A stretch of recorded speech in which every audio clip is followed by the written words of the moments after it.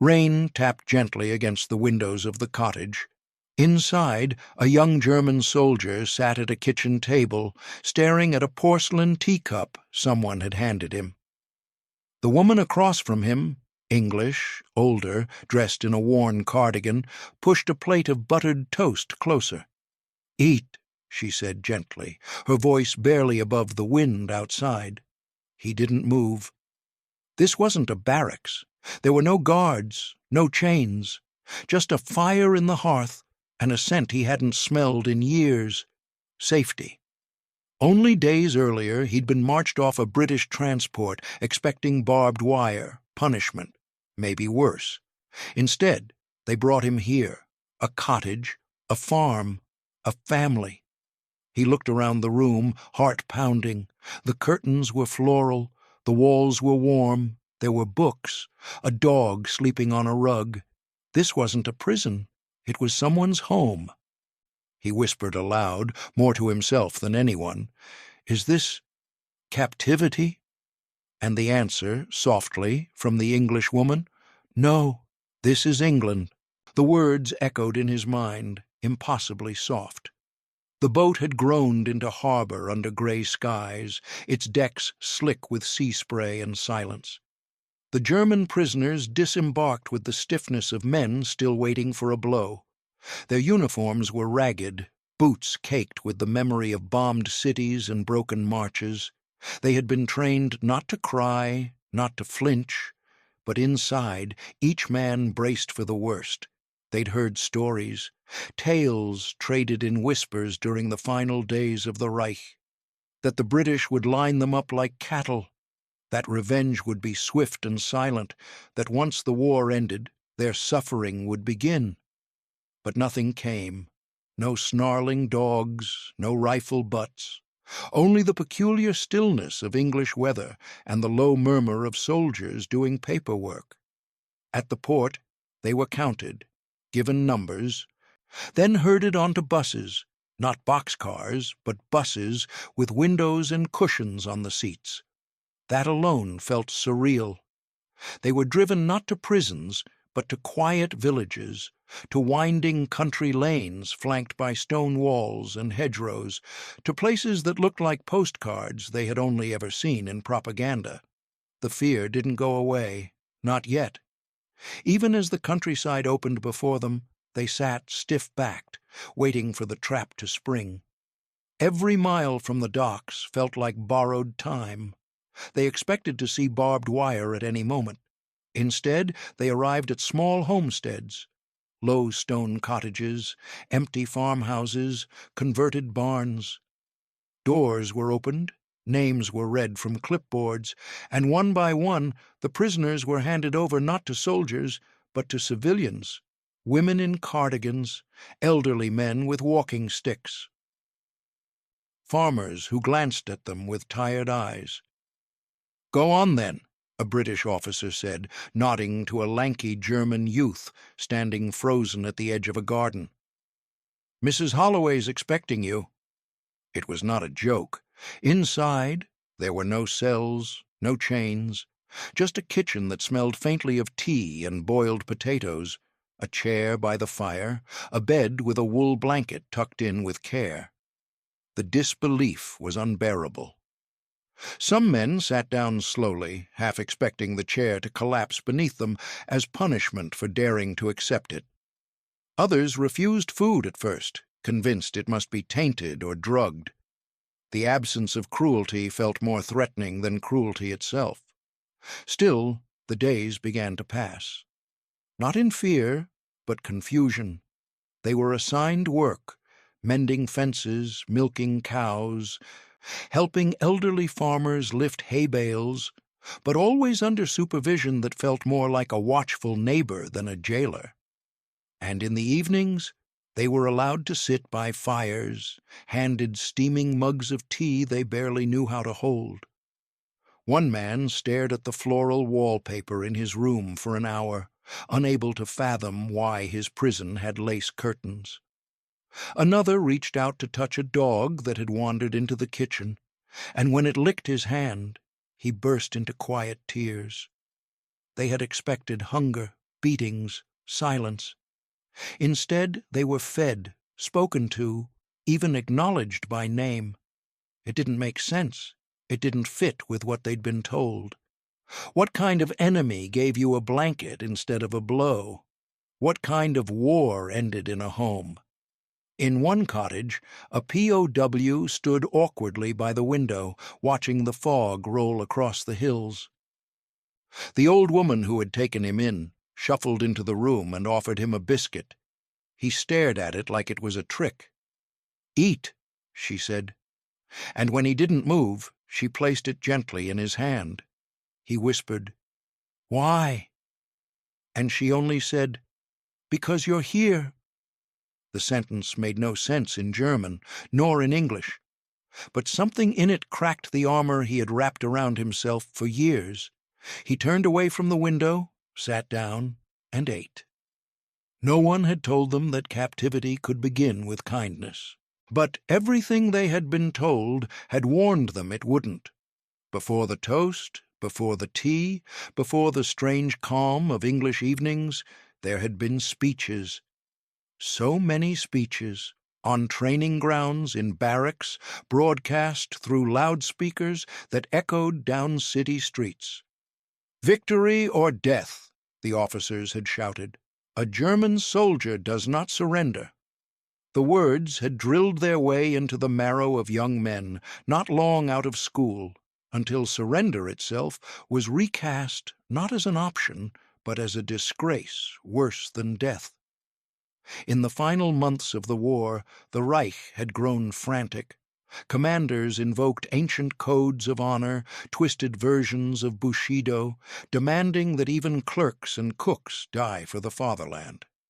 "Better a corpse than a captive," one officer had barked at a column of teenage conscripts. They had nodded, terrified and obedient, unaware that some of them would soon be standing in an English farmhouse, staring at a plate of eggs. To give up was to betray everything, or so they had believed. Captivity meant humiliation, punishment, perhaps even execution. The image of Allied camps painted by Nazi propaganda was deliberately grotesque. Prisoners beaten in dark cells, force-fed British lies, forced into starvation rations while being interrogated under floodlights. American and British soldiers were described as soulless mercenaries, driven by greed, cruelty, and a hatred of anything German. The leaflets said they would be tortured. The instructors swore that Allied prisons were built to erase the self. The radio spat warnings every hour. Surrender was a one-way path to shame and slow death. Even when their units collapsed, even as artillery shells fell like rain and cities vanished into smoke, some clung to that belief. One prisoner recalled crouching in a bombed-out cellar in Aachen, the last vestige of his platoon, refusing to lay down his rifle even after all orders ceased. Only when he saw American medics carrying a wounded German boy on a stretcher, their uniforms dirtied with his blood, did something in him finally break. He dropped the rifle and raised his hands. But raising your hands didn't make the fear stop.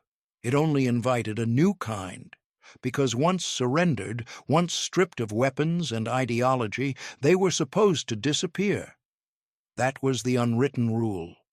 The defeated don't speak, they don't return, they don't get remembered. When they arrived in Britain, some half expected to be marched into a pit. Others steeled themselves for weeks of cold cells and punishment labor. The strange gentleness of their new surroundings gnawed at their sense of reality. What were they supposed to do with warm food and soft beds when everything inside them screamed that they no longer deserved either? One man wrote in a smuggled notebook, "I feel like a ghost wearing a borrowed body." To be a prisoner was one thing, but to be treated like a person again, that was unbearable. They had watched Germany fall, not just in rubble and surrender, but in soul.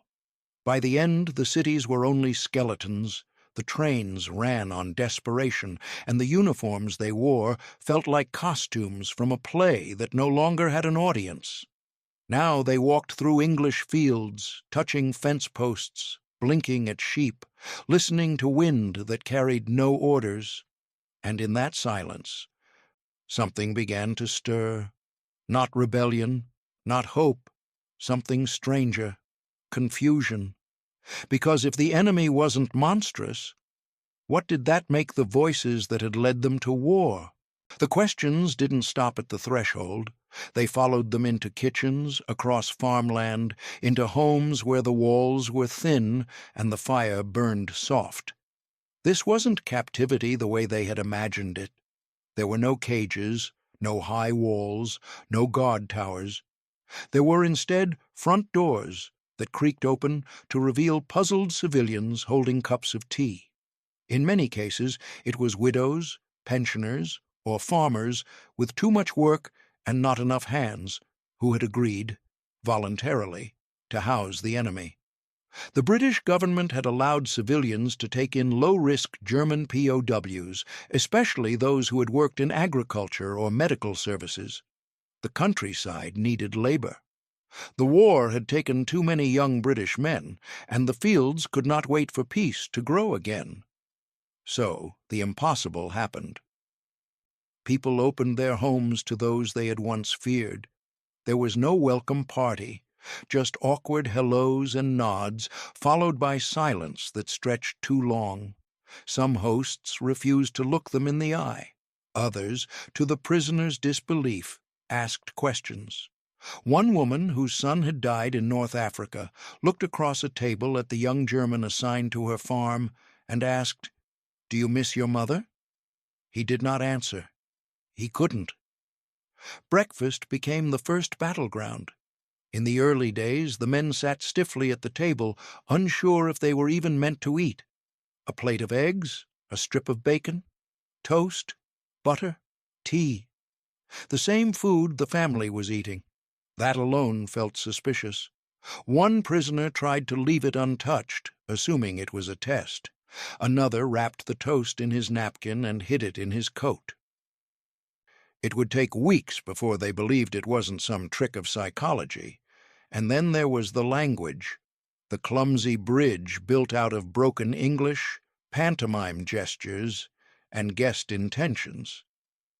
"Dig," one farmer would say, pointing to the earth, and the prisoner would nod, already moving before he truly understood. "Good," the farmer would add later, wiping his brow. Strong arms, small words, but they hit harder than orders ever did. In the muddy gardens behind English cottages, with spades in their hands and silence between them, something began to shift. Trust didn't come in declarations. It came in glances, in shared tools, in a farmer handing over a tin of biscuits without a second thought. And when kindness came, it was never theatrical. It was ordinary, which made it all the more destabilizing. A pair of socks left on a bed, a slice of pie set aside after dinner, an English child handing a German prisoner a crayon with no hesitation. Suspicion began to dissolve, not in dramatic confrontations, but in these mundane acts of inclusion. The walls the prisoners had built inside themselves, walls made of propaganda, guilt, fear, began to crack. Not because anyone forced them to, but because no one did. One German soldier wrote in a letter never sent, "It is harder to hate someone who shares their sugar with you." Viewers, pause for a moment. If you're still watching, tell us in the comments where you're watching from. We'd love to see how far this story is traveling, and if you're enjoying this story, click the like button, subscribe, it's just below the video, and tap the notification bell so we can keep making more forgotten stories like this. Every click helps us bring these lost voices back to life. In time, the line between prisoner and person blurred. A man once trained to salute the Führer now knelt beside an English child and showed her how to plant potatoes. A soldier who had carried a rifle through Holland now carried pails of milk across Yorkshire hills, and none of it made sense. Except that, somehow, it did. The work began early, before sunrise, before the kettle boiled, before the weight of memory had time to settle on their shoulders. German prisoners rose with the farmers, pulled on borrowed boots, and stepped into fields soaked with dew and silence. There were no chains, no shouting guards, just cold wind, rough soil, and the rhythmic labor of rebuilding a country that was not theirs. It was not slavery. It was not freedom. It was something in between, an uneasy space where work became currency, and dignity slowly began to reassemble itself from splintered pieces. The British called it contracted agricultural labor. The POWs were given scripts, tokens of wage that could buy cigarettes, chocolate, soap. They were still prisoners in name. But in the rhythm of daily life, digging ditches, repairing barns, harvesting crops, the label began to lose its weight. One German man, formerly a clerk in Hamburg, spent his mornings stacking hay with a Scotsman who cursed in dialect so thick it was nearly another language. At first, they worked in silence, then came a grunt, then a smirk, then a muttered joke about the stubbornness of cows. By the end of the week, they were passing a flask between them during breaks, the war sitting quieter in their lungs with each sip. The same story unfolded across counties. Men once trained to aim rifles now wielded spades and saws. They mended fences beside British pensioners. They repaired war-damaged roofs alongside teenage boys who had never seen combat but had heard its howls in the distance. It was not easy. The soil resisted. The rains came often. Some villagers looked on with narrowed eyes. But over time, fatigue blurred the edges of animosity. Two men digging the same ditch eventually find themselves in rhythm. Shared labor broke the spell of separation. Meals were still taken apart, POWs in one corner, British workers in another. But laughter began to slip between them like smoke. Someone made fun of a British accent. Someone else teased a German about his sunburn. An old woman chuckled as a young POW tried to make sense of the word marmalade. These were not grand acts of reconciliation. They were tiny shifts, imperceptible unless you knew what to look for. The guards, what few remained, stopped patrolling as rigidly. One man was handed a set of tools without supervision.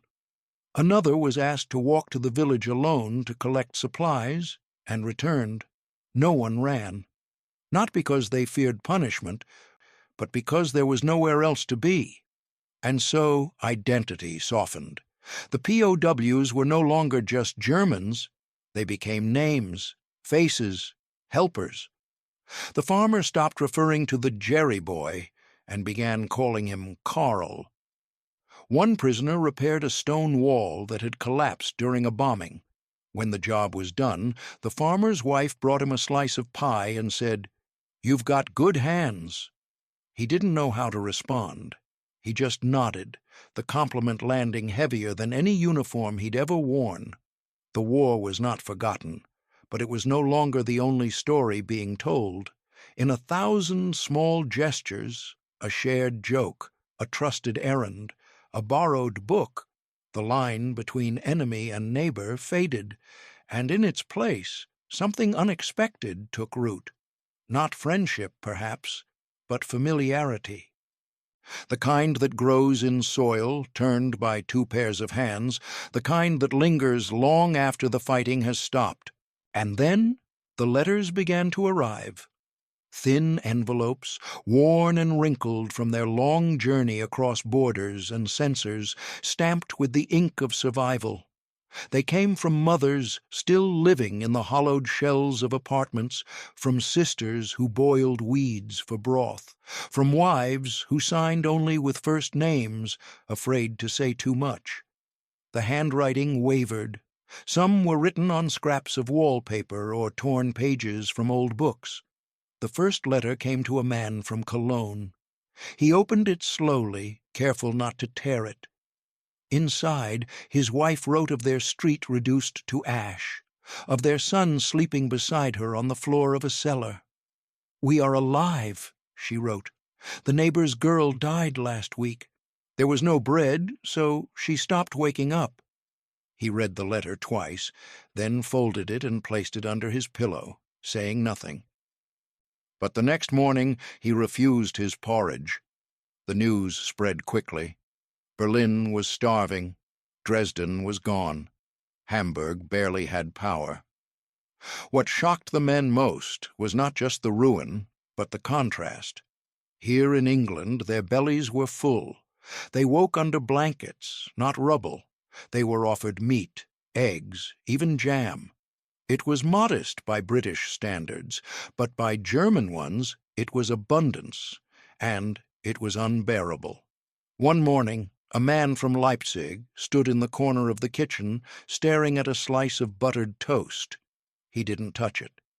When his host urged him to eat, he only shook his head and said, "My brother is eating bark." Another POW received a parcel from a charity group: gloves, chocolate, a bar of soap. He turned pale when he saw it. That night, after lights out, he walked behind the barn and burned it. No one asked him why. They knew. Some prisoners began saving pieces of bread, slipping them into their pockets, not because they were hungry, but because guilt gnawed louder than appetite. One wrote in a hidden journal, "I eat while my sister starves. My stomach grows, and I am ashamed of it." In the barracks, there were no rules against laughter, and yet laughter faded. Conversations grew quieter. Jokes landed with less weight. Even the light-hearted ones, the odd accents, the awkward British idioms, no longer held the same charm. The war had ended, but a deeper war had begun. One between memory and circumstance. There were men who tried to rationalize it. "We are here. We must survive." But even survival felt like a luxury, especially when the letters kept coming. A woman from Dresden wrote her husband, "Our child asks for snowflakes to eat. I told him they are magic. I did not tell him it is the only thing left." The British hosts noticed the change too. Their guests grew more withdrawn, quieter around the dinner table. One farmer asked if the rations weren't enough, only to receive a broken reply. "They are too much." And yet the kindness continued. A wool scarf knitted by an old woman, a slice of apple pie shared with hesitation, a wordless pat on the shoulder, but it only deepened the ache. Because the prisoners were no longer just grateful. They were conflicted. They had not asked for mercy. They had expected punishment. What they received instead was comfort, and that somehow was harder to endure, especially when every letter reminded them home was still burning, and they were not. In a small Yorkshire village where fog rolled thick over the moors and the air smelled faintly of coal smoke and rain, a widow named Margaret lived alone in a house too large for one person. Her husband had died in North Africa, her only son in France. The walls still held their ghosts, his cap on a hook, their photographs framed above the hearth. But the silence had grown heavier than grief itself. When the village council asked if she would take in a German prisoner to help with the garden, she hesitated.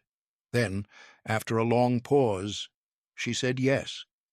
The young man who arrived on her doorstep that March morning was barely older than her son had been when he left for war. His name was Emil. He stood with his cap in his hands, eyes lowered, posture rigid with the remnants of military discipline. Margaret looked at him for a long moment before opening the door wider and stepping aside. "Come in, then," she said, her voice brisk, her heart uncertain. Their first days together were marked by silence, the kind that hums louder than noise. Emil worked from dawn until dusk, clearing the garden that had gone wild during the war. He dug until his hands blistered, pruning roses that had turned to thorns. Margaret watched from the kitchen window, her teacup trembling slightly each time she lifted it. She never told him to stop. He never asked for rest. Meals were the only time they shared a room. He would stand by the door until she motioned for him to sit. The first night he ate with careful precision, cutting his bread into exact squares as if afraid of taking too much. She noticed that he never looked at her plate, never once reached for more. It wasn't fear, she realized. It was shame. Days slipped into weeks. Spring bled into summer. Slowly, the house began to feel less like a mausoleum and more like something alive. Emile repaired the roof tiles, sanded the broken gate, and fixed the loose handle on the kitchen door. Margaret never asked him to. He simply noticed what was broken and mended it. In return, she began to leave small gestures of gratitude: an extra slice of bread, a second cup of tea, a folded towel placed neatly by his cot. They learned to communicate without words: a nod, a gesture, the passing of a tool. Sometimes when she worked beside him in the garden, she would hum quietly. He didn't understand the melody, but one afternoon he found himself humming back. It startled them both. She looked up from the soil, and he froze, embarrassed. Then, for the first time, she smiled. As the months passed, Emile's role shifted. He was no longer just the worker assigned to her property. He became part of its rhythm. He brought in coal for the stove before she woke. He read aloud the letters she struggled to see clearly without her spectacles. Once, when she caught him pausing to look at her late son's photograph, she said quietly, "He was about your age." Emile said nothing, but that night he worked until the moon rose, his movements deliberate, reverent. The bond grew, not through conversation, but through constancy.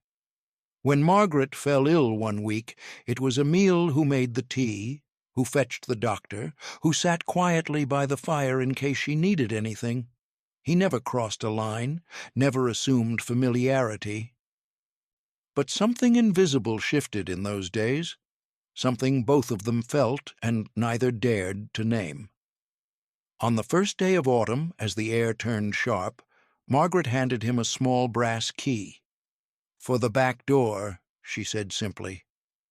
"In case I'm not home." Emile stared at it for a long time, unsure whether to take it. When he finally did, his hand trembled. It was the first key anyone had given him since the war began, and somehow it weighed more than all the weapons he had ever carried.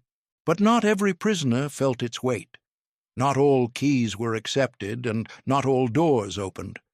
In other corners of England, resistance remained, not from the British, but from within the German ranks themselves. Even in cottages with warm fires and home-cooked meals, there were men who refused to soften. They huddled in corners of barracks and outbuildings, whispering in their native tongue, clinging to the wreckage of a belief system that had already collapsed under its own weight. Among them were the hardliners, former SS auxiliaries, Nazi youth leaders, and those too young or too indoctrinated to know anything but the party. They formed quiet cliques in the shadows of their new surroundings, speaking of Hitler in reverent tones, scoffing at English food, mocking the British as weak and naive. To them, kindness was camouflage, and the smiles of civilians were simply traps laid by a cunning enemy. They rejected British hospitality as a form of ideological warfare. When invited to sit at the table, they remained standing. When handed tools, they dropped them. One scrawled a swastika into a fence post with the tip of a nail, and when caught, only smirked. "We will return," he said in broken English. "You will see." The British noticed, of course, but instead of responding with force, they turned to something more subtle: ideas. Across the camps and communities, a quiet campaign began. They called it re-education, though not in the way the Germans had practiced it. There were no shouting lectures, no forced attendance. Instead, there were books, translated novels, newspapers, and even poetry. There were evening screenings of films that showed the liberation of concentration camps, the charred remains of cities like Coventry and Rotterdam, the grainy aftermath of Auschwitz. At first, many turned away. Some spat on the floor or muttered, "All lies." But the images lingered. The photographs didn't argue. They simply showed. Then came the discussions. Small voluntary groups where British officers and former soldiers sat in rooms with prisoners and talked, not about orders, but about truth, about what the world had become, about what came next. One of the prisoners, Otto, had been a proud member of the Hitler Youth. He arrived in England with fire in his voice and contempt in his eyes. He refused to speak English, called his captors swine, and rolled his eyes at the mention of democracy. But after months of routine, of watching the way his fellow prisoners laughed with farmers, of seeing the same guards offer them newspapers instead of punishment, he began to crack. The moment came in a field outside Sussex. Otto was assigned to clear debris from a broken-down fence. A British farmer handed him a shovel and walked away. No instructions, no supervision, just a gesture of trust. Otto stood there for several minutes, shovel in hand, unsure what to do. He could have walked away. No one would have stopped him. But he didn't. He began to dig. That evening, he sat on the steps of the farmhouse and watched the sun sink into the hills. For the first time, he didn't feel like a prisoner. He felt like someone beginning again. Later that night, he wrote in his journal, "They are not weak, they are sure, not of victory, of decency." The war had ended, but the war inside these men had not. It was slower, quieter, and more dangerous. A war of belief, of memory, of identity, unraveling thread by thread. And for some, the greatest fear was no longer losing their homeland. It was realizing they no longer believed in what they had once been willing to die for. And so they turned to the soil, not by command, but by instinct. By then, the prisoners had long since become laborers, assistants, neighbors. But in the stillness that followed the ideological war inside their heads, their hands began to seek something else, something quieter. They picked up shovels, not for defense or duty, but to till earth, to rebuild, to grow. The fields around the farms, once scattered with bomb craters and rusted debris, slowly came back to life under German hands. They mended stone walls, toppled by storms, rebuilt chicken coops, dug drainage ditches, and laid new paths through gardens that had been untended for years. One man planted tulips, claiming he'd once seen them blooming in a book as a boy. Another coaxed carrots out of ground so hard it cracked. They worked without being told. Creation, after all, had become their quiet rebellion. It was not lost on them that they were rebuilding what their nation had tried to destroy. The irony was sharp, and for many, unbearable. Still, each seed they planted pushed back against the narrative that had shaped them. Each green shoot became a kind of defiance, not against the British, but against the ghosts they had carried from Berlin and Bonn and Bremen. At night, those ghosts returned. Some prisoners woke drenched in sweat, calling names no longer alive. Others sat alone beneath trees, smoking the same cigarette down to the paper, trying to make sense of what had happened. There were conversations, late and low, spoken in bunkhouses and barns, whispers that would have been treason back home. Did you know what was happening? No. I thought I did. My brother. He never came back from the Eastern Front. Maybe it was better. Some spoke of their complicity, others only stared at their hands. One prisoner, a former schoolteacher, murmured, "I told my students to fight for a lie, and they died for it." There was no formal confession, no absolution, only work, and the strange calm that came with tending to something that might live. On one small estate in Lincolnshire, a prisoner named Lucas began clearing a corner of land no one had touched in years. He worked there for weeks, saying little, just clearing bramble and turning the soil. When asked what he was doing, he replied softly, "A garden." No one questioned him. He salvaged timber from a broken shed, fashioned a low fence, and lined the edge with smooth stones. When the plot was ready, he borrowed a wheelbarrow and filled it with young saplings brought in from a local nursery. One tree, an apple tree, he planted in the center. He gave it a name, Anna, his mother. He never said why. But when the wind came through the trees and the leaves rustled softly, he would sometimes stand there for long minutes, not moving. He tended the tree daily, watered it, spoke to it. A man who once marched under a flag of conquest now kneeled in the dirt, protecting a sapling with the tenderness of someone trying to fix something far beyond his reach. In time, others joined him. The garden grew. So did the silence between them, the good kind, the kind that follows understanding. Not every man found peace in the dirt.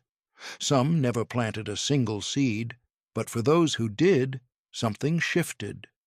Not forgiveness, not redemption, but perhaps the beginning of something else, a root, a branch, a life not defined by ruins. And then, as if the rhythm of planting and rebuilding had summoned it, came the invitation. Quiet, almost bureaucratic. A folded notice handed out at breakfast or posted on the wall of a barracks. You may choose to return. The war was over. The fences, if they had ever truly mattered, were opening. For the first time in years, the men were being offered a choice: repatriation to Germany, or stay. It should have been simple. Home was home, but for many, the word no longer meant what it once did. Germany existed now mostly in letters, in memory, in ash. Cities they had known were rubble, families fractured, streets swallowed by silence. The towns they had marched out of were not the ones they would return to. Some read the notice and packed within the hour. They felt duty-bound or restless, or simply needed to see with their own eyes what had become of the land they had fought for. But others stood frozen, the paper crumpling in their fingers. Emile was one of them. He sat on the edge of the garden bed he had built with Margaret, staring at the soil, the apple tree now stretching taller than his shoulder.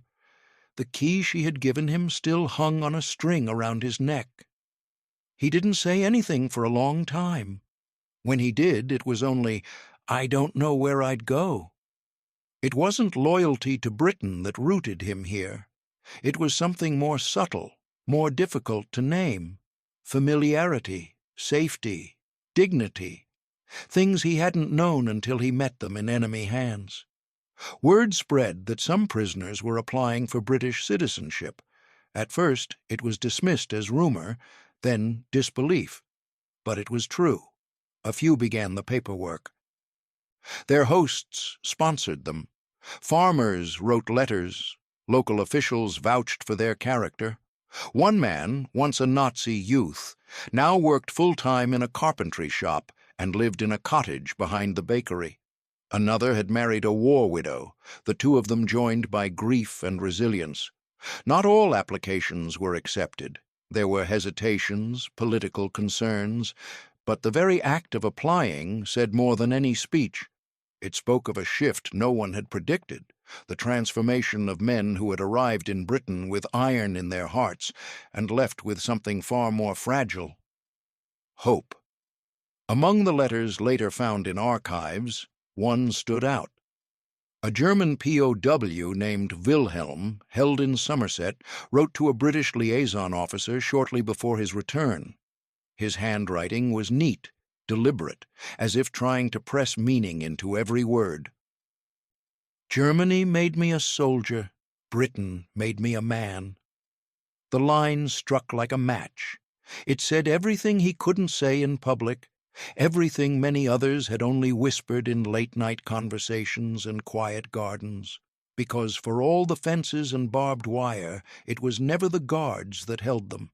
It was the kindness, the unexpected grace of being treated like a person when they believed they had forfeited that right. For those who returned, the journey home was strange and hollow. They stepped back into cities where their names were unknown, where survival was still daily labor, where no one understood what they had seen across the channel. But they carried it with them anyway, the smell of English tea, the feel of clean sheets, the memory of a key pressed into a calloused hand. And for the ones who stayed, England was no longer the enemy. It was something closer to a beginning. But for those who stepped back across the border into Germany, it was not a return.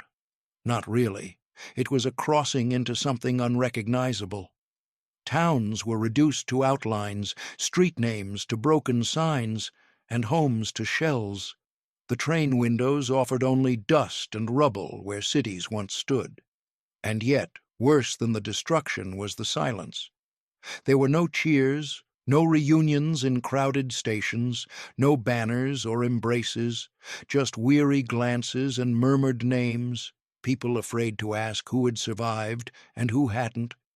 Men stepped off trains with their coats too clean, their bodies too full, and found themselves stared at as if they had come from another world, which, in a way, they had. In villages, hollowed by hunger, the returned POWs were met not with warmth, but with suspicion. "The English fed you?" one neighbor spat. "Must have been nice." Others said less, but looked more. It was all in the way eyes lingered on their shoes, their cheeks, their steady hands. And for many, the worst realization came not from rejection, but from absence. Doors they had once known stood nailed shut. Parents gone, siblings missing. One man walked for 2 days to find the lot where his house had stood, only to find weeds and glass and a burned stove half buried in the dirt. No one had told him his family had died in the firebombing. There was no one left to tell. They carried England in small things. The habit of saying thank you before a meal, the way they folded a blanket with care, the craving for tea when the light grew low. Some tucked letters into coat pockets, others kept a photograph of the cottage they had painted, or a drawing done by the English child who once gave them an apple. And they didn't speak of it. Not at first, not because they didn't want to, but because the words were too complicated. How do you explain that your most humane years were spent in the hands of those you were taught to hate? That while your homeland collapsed, you were given warmth by its enemy? So they buried it. Quietly, but time has a way of loosening what silence seals. Years passed, Germany rebuilt, and as peace took hold in Europe, something extraordinary began to happen. The former prisoners came back, not in uniform, not in shame, but as guests. They returned to the farms where they had mended fences, to the villages where they had shared laughter in broken English. Some knocked on the doors of the very homes where they had once slept as strangers. Others simply stood at the edge of the field where they had planted the first seed that made them feel human again. One man found the tree he had planted, Anna, still standing, still bearing fruit. He wept as he picked an apple and placed it in his pocket. Another met the daughter of the widow who had once housed him. She had kept the key he had used tied with string in a small drawer, as if it were a relic of some small miracle. They were not always recognized. Faces had changed. Time had faded memory. But the land remembered. the gardens, the stones, the paths once walked daily, and when they left again, it was not as prisoners. It was as men who had learned that even in the wreckage of war, there are places where kindness can take root and grow. And sometimes a second homeland is not found in flags or maps, but in the clink of a teacup, the feel of a borrowed coat, or the quiet sound of one stranger saying to another, "You're welcome here."